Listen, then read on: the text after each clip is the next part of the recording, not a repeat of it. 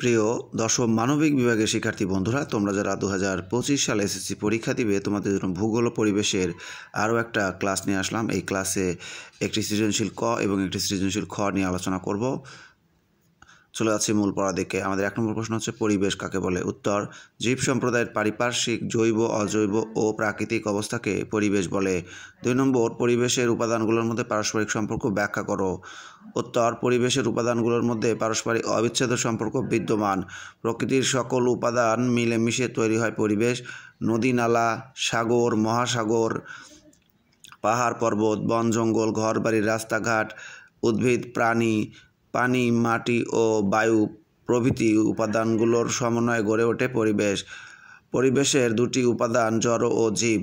কোনো জীবের চারপাশের সকল জড় ও জীব ও জড় উপাদানের সমন্বিত প্রভাব ও সংঘটিত ঘটনা হলো ওই জীবের পরিবেশ।